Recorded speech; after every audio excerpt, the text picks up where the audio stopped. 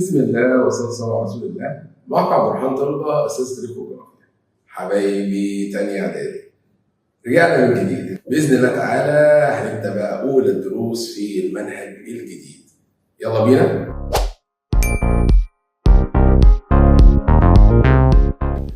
يلا بقى بينا نبدأ ونسمي الله ونشوف إيه أول درس بتاعنا.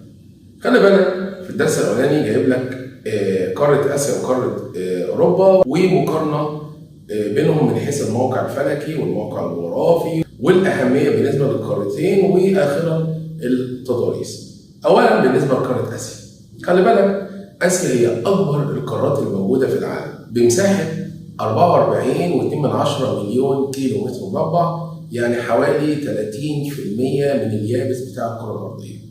أما بقى بالنسبة لقارة أوروبا فهي ترتيبها السادس بمساحة 10.5 مليون كيلو متر مربع، يعني حوالي 7% من يابس الكرة الأرضية. طب خلي بالك بقى، بما إننا كنا خدنا السنة اللي فاتت القارات، الترتيب الصحيح بالنسبة للقارات طبعا عندي آسيا هي أول قارة، بعد كده إفريقيا، بعد كده أمريكا الشمالية، بعد كده أمريكا الجنوبية، وبعد كده قارة أنتاركتيكا، ثم أوروبا، وآخرا أصغر قارة هي قارة أستراليا. تعالى بقى يا سيدي نعرف الموقع الفلكي والجغرافي وأهمية قارة آسيا. قال لك بالنسبة للموقع الفلكي، آسيا بتقع بين دائرتي 10 جنوبا إلى 81 شمالا. وخلي بالك معظم آسيا بتقع في شمال الكرة الأرضية، هي بس 10 دوائر بس بيقعوا في الجنوب عند جزيرة اسمها جزر اندونيسيا. يعني جزر اندونيسيا دي في جزء منها في الشمال وفي جزء منها في الجنوب. خلي بالك نستنتج بقى ان اسيا بيقع فيها 3 دوائر عرض رئيسية اللي هما الدائرة القطبية الشمالية في الشمال، مدار السرطان في الوسط، دائرة الاستواء في الجنوب. اما بقى بالنسبة لخطوط الطول فاسيا تقع بين خطي طول 26 شرقا الى 170 غربا. وخلي بالك بقى الحته بتاعت خطوط الطول في اسيا فيها تريكايه كده، ان شاء الله تعالى هعمل لك فيديو ليها علشان تفهم ليه انا جبت الشرق في الغرب وجبت الغرب في الشرق. خلي بالك بقى نستنتج من الموقع الفلكي بالنسبه لقاره اسيا فهي اكبر القارات اللي موجوده في العالم. تاني جزئيه عندي بقى اللي هو الموقع الجغرافي. بالنسبه لاسيا بنقول عليها ان هي شبه جزيره. ليه بقى يا سيدي؟ لأن المية بيحاط بها من 3 جهات. عندك شمال آسيا المحيط القطبي الشمالي، جنوب آسيا المحيط الهندي، أما شرق آسيا عندك المحيط الهادي.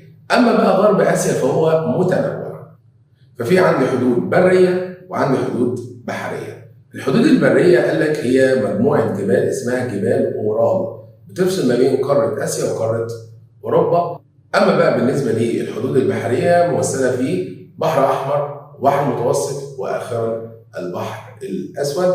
يبقى معنى كده ان اسيا شبه جزيره زي ما قلت لك. انت عندك شمالك محيط، جنوبك محيط، شرقك محيط، اما غربك ففي يابس، فمعنى كده ان اسيا شبه جزيره. خلي بالك بقى يا سيدي في شويه ظواهر بالنسبه لاسيا بتقربها بالنسبه للقارات المحيطه بها. يعني مثال على ذلك، انت عندك مثلا ما بين قاره اسيا وبين قاره اوروبا في مضيق اسمه البوسفور والدردنيل.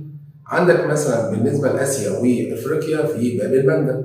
عندك مثلا بين اسيا وامريكا الشماليه في مضيق اسمه بيرنج. عندك مثلا ما بين اسيا واستراليا في بحر اسمه بحر تيمور. خلي بالك اسيا واوروبا بحكم ان هم مرتبطين ببعض او جنب بعض بيفصلهم بس بينهم اللي هو الجبل اللي اسمه اورال، فبالتالي طلع عليها مصطلح اسمه اوراسيا.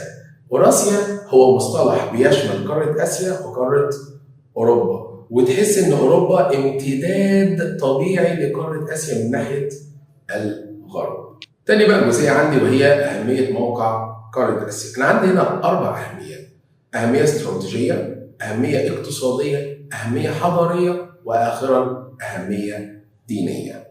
اولا الاهميه الاستراتيجيه. من غير ما تفكر، الاهميه الاستراتيجيه ممثله عندي في حاجتين: مسطحات، ممرات.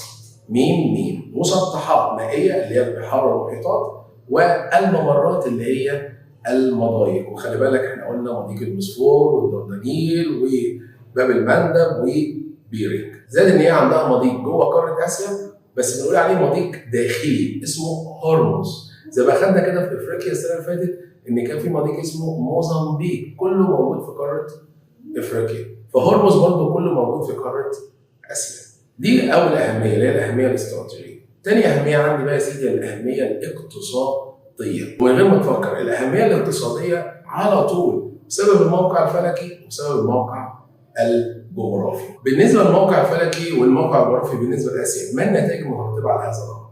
خلي بالك بالنسبه للموقع الفلكي حدث حاجه اسمها تنوع للمناخ، وانت قبل كده واخد ان تنوع المناخ يؤدي الى تنوع المحاصيل وتنوع النباتات والحيوانات والكائنات اللي موجوده في القاره. اما بقى يا سيدي بالنسبه للموقع الجغرافي نتج عنه ان اسيا اصبحت طريق للتجاره. اسيا طول عمرها في عامل وسط ما بينها وبين القارات الثانيه عن طريق طرق، سواء كانت طرق بريه او سواء كانت طرق بحريه. خلي بالك بقى اشهر طريقين كانوا موجودين في اسيا، واحد اسمه طريق الحرير والاخر اسمه طريق التوابل. طريق الحرير ده اللي هو بيربط ما بين الصين الى قاره اوروبا، وطبعا اسمه متاخد من ان كانت التجاره اللي كانت بتنتقل من الصين الى اوروبا اللي هو الحرير. والطريق ده عباره عن طريقين، واحد بري والاخر بحري. اما الطريق الاخر اللي هو طريق التوابل وبرضه متسمي بسبب برضه موضوع التوابل. كانت التجاره بتنتقل من جنوب شرق اسيا او من منطقه شرق اسيا حتى برضه قاره اوروبا. ثالث بقى اهميه عندي وهي الاهميه الحضاريه. طبعا اسيا قام بها حضارات عريقه جدا زي الحضاره بتاعت الصين، حضاره الهند، حضاره اليمن، الحضاره الاسلاميه، حضاره بلاد الرافدين اللي هي العراق، واخيرا حضاره فينيقيا اللي هي في منطقه بلاد الشام. اما بقى بالنسبه للاهميه الدينيه لاسيا، طبعا هي مهبط ومهد للديانات السماويه زي اليهوديه والاسلام والنصرانيه والمسيحيه، زائد ان فيها اماكن مقدسه زي الكعبه المشرفه طبعا موجوده في السعوديه، عندك المسجد الاقصى في فلسطين، عندك كنيسه القيامه دي برضه في فلسطين، مسجد قبه الصخره موجوده في فلسطين، كنيسه المهد برضه موجوده في فلسطين. ننتقل بقى يا سيدي الى قاره اخرى وهي قاره اوروبا. برضه هناخد الموقع الفلكي والجغرافي واهميه القاره. بالنسبه للتضاريس سواء لقاره اسيا سواء قاره اوروبا هخليهم مع بعض، يعني فاهم؟ يعني هناخد كده الموقع الفلكي والجغرافي والاهميه بالنسبه للقارتين، ونخلي برضه التضاريس برضه بالنسبه للقارتين. بالنسبه بقى يا سيدي لقاره اوروبا بالنسبه للموقع الفلكي، قال لك ان اوروبا بتقع بين دائرتي الارض اللي هم 36 شمالا الى 71 برضه شمالا. خلي بالك طالما انا قلت شمالا شمالا يبقى معنى كده ان القاره دي كلها بتقع في شمال الكره الارضيه. اما بقى بالنسبه لخطوط الطول فاوروبا تقع بين خطي طول 66 شرقا الى 25 غربا. خلي بالك بقى اشهر دائره هنا بتعدي على قاره اوروبا هي الدائره القطبيه الشماليه. خلي بالك هي بتشترك مع اسيا في الدائره القطبيه الشماليه دي.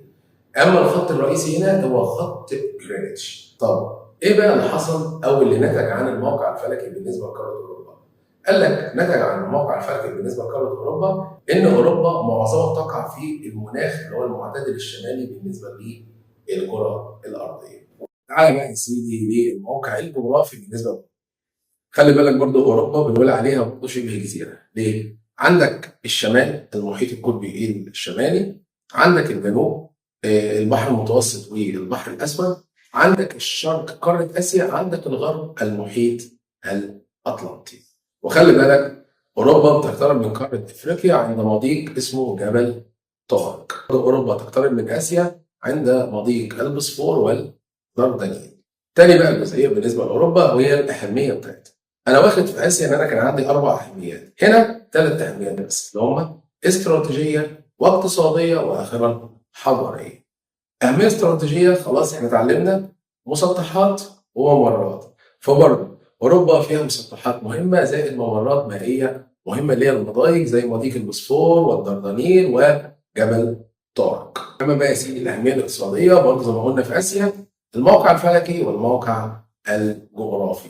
الموقع الفلكي اللي هو نتج عنه تنوع المناخ في قاره اوروبا فتنوع المحاصيل والكلام ده. اما الموقع الجغرافي نتج عنه سهوله التواصل فيما بينها وباقي العالم. اخر بقى اهميه عندي اللي هي الاهميه الحضاريه. قابل بقى يا سيدي في قارة أوروبا نوعين من الحضارات، حضارات قديمة وحضارات جديدة. الحضارات القديمة اللي كانت في أوروبا زي اليونان والرومان. أما بقى في العصور اللي هي الحديثة والمعاصرة، قابل بقى اللي هي الحضارة الغربية الحديثة اللي بتعتمد على الثورة الصناعية والمعلوماتية. تاني بقى جزئية عندي وهي المظاهر السطح اللي موجودة في قارة آسيا وقارة أوروبا، وطبعا هناخد بقى اللي هو الجبال والهضاب وآخرا السهول. خلي بالك بقى، آسيا وأوروبا من حيث التضاريس، آسيا أكتر من نصها جبال وهضاب. أما بالنسبة لأوروبا مقسومة نصين، النص الشمالي عندك يا سيدي السهول زائد فيه تلال وهضاب بس قليلة الارتفاع. أما الجزء الجنوبي بالنسبة لقارة أوروبا ده بقى اللي فيه الجبال اللي هي العالية. يبقى خلي بالك لو جينا قارنا بين آسيا وأوروبا من حيث تواجد الجبال، فهيبقى آسيا أكتر من نصها جبال وهضاب.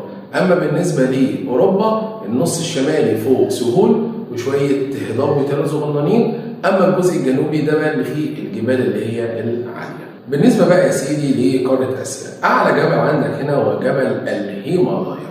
طبعا ده موجود في وسط آسيا. الجبل ده يعتبر سلاسل جبلية شاهقة الارتفاع، والجبل ده يعتبر هو أعلى جبل في العالم بارتفاع 8848 متر. خلي بالك الجبل ده فيه قمة عالية جدا اللي هي قمة إيفرست، وسميت بإيفرست نظرا اللي هي كلمة فيرست، إيفرست فيرست اللي هي أعلى وأول قمة في العالم. أما بقى بالنسبة لقارة أوروبا، أشهر سلاسل جبال هنا اسمها سلاسل جبال الألب. بس في نقطة، جبال الألب بتتسمى بأسامي تانية في بعض الدول، يعني مثلا في جبل ما بين أسبانيا وفرنسا، الجبل ده بنقول عليه برانس، بس برانس ده جزء من الألب. عندك مثلا في شبه جزيرة البلقان هتلاقي الجبل هناك اسمه جبال الألب الدينارية، هو برضه جزء من جبال الألب. أعلى بقى قمة هنا اسمها مون بلان، ديت الارتفاع بتاعها حوالي 4800 متر. ننتقل بقى لتاني نوع من التضاريس وهي الهضاب. بالنسبة لآسيا أنت عندك 3 هضاب. أول هضبة عندك اسمها تابت، دي في وسط آسيا جنب الهيمالايا، خلي بالك اسمها تابت أو تبت يعني براحتك. خلي بالك التابت دي أعلى هضبة في العالم ولذلك بيسموها بسقف العالم. ننزل تحت بقى يمة الجنوب هنلاقي في الهند هضبة اسمها الدكن. أما بقى بالنسبة لشبه الجزيرة العربية في هضبة هناك اسمها هضبة شبه الجزيرة العربية. يبقى أنا عندي تابت، دكن، شبه الجزيرة العربية. نروح بقى لقارة أوروبا، أنت عندك هضبتين، هضبة في فرنسا وهضبة في أسبانيا. اللي في فرنسا اسمها فرنسا الوسطى، أما بقى اللي موجودة في أسبانيا اسمها الميزيتا. ننتقل بقى لثالث جزء عندي ويعتبر هو آخر جزء وهي السهول. خلي بالك زي ما أنت عارفين إن السهول مفروض 3 أنواع اللي هي سهول فيضية وساحلية وصحراوية. طبعا آسيا وأوروبا ما فيهاش صحراوية، فأنا عندي بس ساحلية وفيضية. أول بقى جزء عندي اللي هو الفيضية. خلي بالك السهول الفيضية بتبقى سهول كونتها الأنهار. فأنا عندي في قارة آسيا عندك عدة سهول موجودة في الشمال وفي الجنوب وفي الشرق وفي الغرب. بالنسبة اللي في الشمال سهل مشهور جدا اسمه سيبيريا، سيبيريا. وسهل سيبيريا ده بيجري فيه 3 أنهار اللي هما أوب يانسي لينا، أوب يانسي لينا، أوب يانسي لينا. وخلي بالك ال3 أنهار وسهل سيبيريا ده للأسف بيجي في فصل الشتاء بيتجمد، فبالتالي بيفقد أهميته الاقتصادية. نيجي بقى لشرق آسيا، أنت عندك سهلين، واحد يمة اليابان والتاني يمة الصين. اللي في اليابان اسمه منشوريا، أما اللي في الصين اسمه شرق الصين. خلي بالك منشوريا اللي في اليابان بيبقى فيه نهر اسمه أمور، أمور في ناس بيقولوا عليه أمور، فاهم؟ أما اللي موجود في الصين اسمه يانجتسي، يانجتسي. خلي بالك ممكن تشبهه بكلمة يمصبتي، يانجتسي يمصبتي، فاهم؟ فإذا أمور اللي موجود في منشوريا، أم يانجتسي اللي موجود فين؟ في شرق الصين. ننزل بقى تحت يمة الهند، جنب الهند نهر اسمه السند، سند جنب الهند. أما بقى في الغرب عند العراق دجلة والفرات. يبقى الأنهار بتاعتي في آسيا سيبيريا في الشمال، منشوريا في الشرق، وشرق الصين تحت السند، في الغرب دجلة والفرات. ننتقل بقى الى قاره اوروبا. اوروبا هو سهل وحيد موجود هناك وسهل جميل وفي اوروبا، فاسمه السهل الاوروبي العظيم. خلي بالك في اوروبا اسمه السهل الاوروبي العظيم، مش محتاج ان هو يتحفظ. السهل ده بقى يا سيدي في نهر اسمه الفولجا، ده اطول نهر في اوروبا. اما بقى النهر الثاني اسمه الدانوب. وبمناسبه اطول واقصر وكده، يانجيتسي اللي هو بتاع اسيا ده يعتبر ثالث اطول نهر في العالم، لانكم طبعا عارفين ان اطول نهر طبعا هو مين؟ هو نهر النيل. طب السهل الاوروبي العظيم ده شباب اهميته ايه؟ قال لك هو له اهميتان بالنسبه لاوروبا: سهوله التواصل بين اجزاء الدوله زائد تحقيق التنميه الزراعيه. يبقى التواصل والتنميه الزراعيه. ننتقل بقى يا سيدي للسهول الساحليه. خلي بالك اسيا السهول الساحليه بتاعتها طويله، اما بالنسبه لاوروبا متعرجه. يبقى اسيا طويله اما اوروبا متعرجه. طب ليه السهول الساحليه في اسيا طويله؟ قال لك بسبب اتساع مساحتها وكثره الخلجان والاذرع المائيه اللي هي المسطحات اللي موجوده هناك. اما بقى بالنسبه لقاره اوروبا علشان السهل الساحلي متعرج نتج عن هذا الامر انشاء المواني الطبيعيه. وطبعا الميناء الطبيعي ده احسن بكثير من الميناء الصناعي، والميناء ده بتبقى المكان اللي السفن بتقف فيه، تدفع بقى رسوم وجمارك، تعمل زي باركنج اللي هو يعني بتقف كده، فاهم؟ زي العربيه كده اللي ليها باركنج في الشارع. نفس الامر برضه السفينه برضه ليها مكان بتبقى موجود فيه الدوله، والسفن بتقف فيه بتدفع جمارك بتدفع رسوم وهكذا. شويه بقى معلومات كده بسيطه على الدرس كامله. خلي بالك اسيا السهول الساحليه بتاعتها هي اوروبا بتضيق وبتتسع. طبعا انت خدت الكلام ده في افريقيا قبل كده، بتبقى حسب اقتراب الجبال والهضاب. لو الجبل والهضبه قريب من الساحل فاذا الساحل هنا ضيق، لو بعيد الجبال والهضاب ساعتها الساحل ده بيكون واسع. وبرضه عندك شويه مشاكل بتواجه السهول الساحليه زي ايه يا سيدي؟ قال لك مثلا زي التغيرات المناخيه اللي بتحدث في الساحل الساحلي، او التلوث. طبعا بقى الناس اللي بترمي حاجات مش كويسه. واخرا بقى يا سيدي اللي هو استغلال المفرط او الاستخدام المفرط اللي بيؤدي الى انقراض بقى اللي هي الكائنات اللي موجوده او تلوث المكان وهكذا. اخر بقى حاجه عندي في شويه حاجات برضو بتقرب من قاره اسيا واوروبا، بس خاصه اسيا. عندك مثلا الجزر اللي موجوده في اسيا، قال لك اشهر الجزر اللي موجوده هناك جزر مثلا سريلانكا جنب الهند واليابان والفلبين واندونيسيا. وطبعا عندك الجزر البريطانيه موجوده في اوروبا. بس في نقطه بقى بالنسبه للجزر دي، في جزر منها منفرده وفي جزر منها بنقول عليها ارخبيل. منفرده يعني جزيره واحده بس زي سريلانكا، اما الارخبيل تبقى مجموعه جزر جنب بعض زي اليابان مجموعه جزر جنب بعض زي كيوتو، هوكايدو، مثلا كيوشو. وبكده اكون الحمد لله تعالى خلصت الدرس بتاعي. استنوني ان شاء الله تعالى بقى في الدرس القادم، واعذروني ان انا اتاخرت عليكم بالنسبه للدرس ده. للاسف الفتره اللي فاتت كنت يعني مريض شويه فما كنتش قادر ان انا اصور فيديوهات وكده. فان شاء الله تعالى بقى من اول الفيديو ده هننزل ان شاء الله الفيديوهات الجايه على طول بالشكل ده. والسلام عليكم ورحمه الله وبركاته.